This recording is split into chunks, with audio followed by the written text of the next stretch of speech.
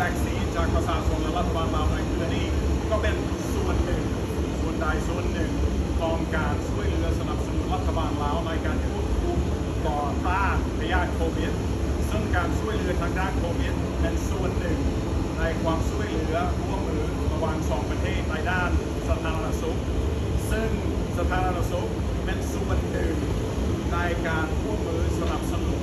ระหว่างสองประเทศภายใต้การแบ่งร่วมมือแบบรวมๆมีแบ่งปันให้ประเทศทั่วโลกที่มีความต้องการ